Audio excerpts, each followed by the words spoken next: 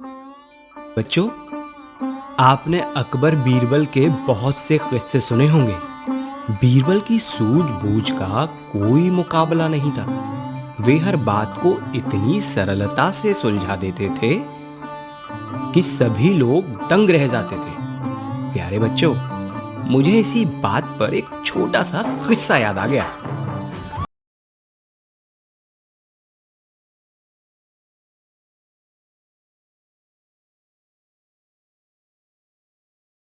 कि इस दुनिया में अंधे व्यक्ति ज्यादा हैं या जो देख सकते हैं वे ज्यादा हैं।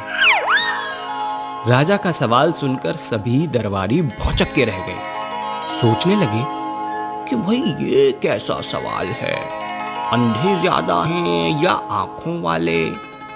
भगवान ने सबको नेत्र दिए हैं, कोई ही व्यक्ति ऐसा होगा जो नेत्रहीन होगा। सारे दरबारी इस सवाल पर चुप्पी साध गए और बड़ी हैरानी से राजा के मुख की तरफ देखने लगे।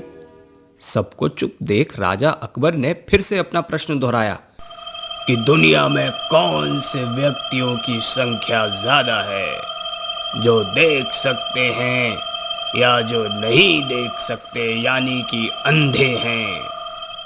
सबको चुप देखकर बीरबल बोले, महाराज, मेरा विश्वास है कि इस दुनिया में अंधों की संख्या अधिक होगी बजाय देख सकने वालों के।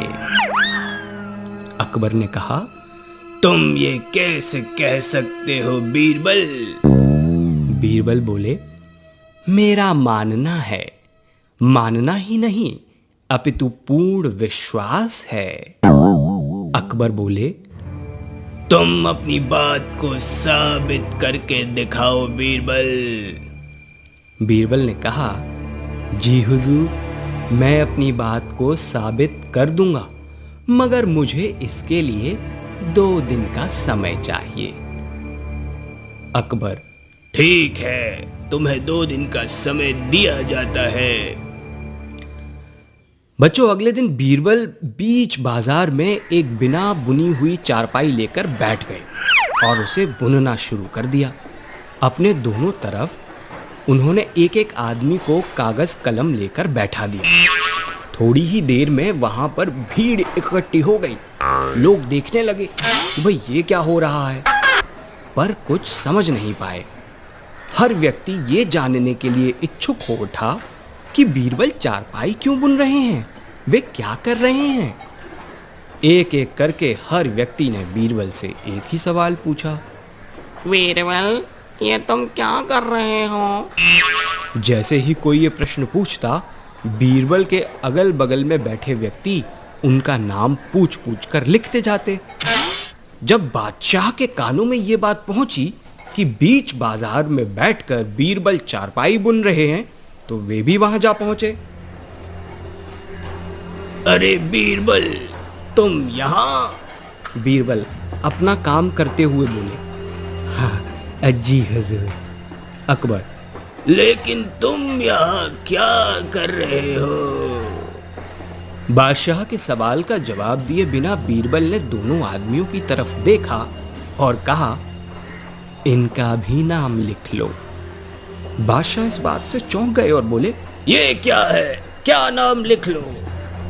राजा ने तेजी से एक आदमी के हाथ में थमा हुआ कागज छीन लिया और उसे खोलकर देखा तो उस पर लिखा था, अंधे लोगों की सूची, और दूसरे पर लिखा था, देखने वालों की सूची।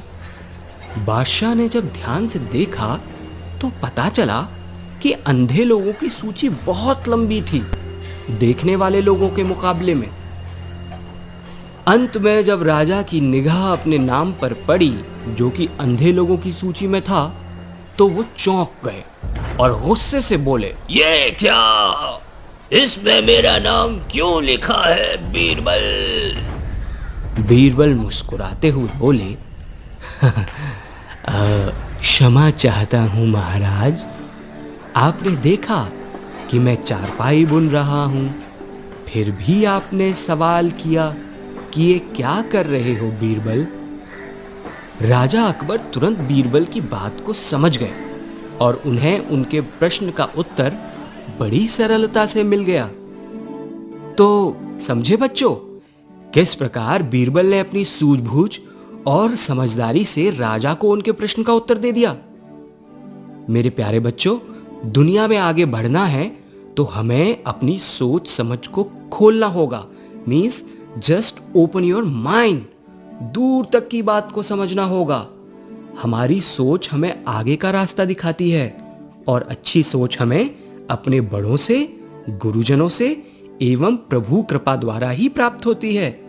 तो बच्चों, आज से हम इस बात का ध्यान रखेंगे कि हमें किस तरह दूर तक देखना है और दूर तक सोचना है और अपने गुरुजनों, अपने माता पिता और सभी बड़ों का आदर भी करना है। तो ये थी एक छोटी सी कहानी आपके लिए।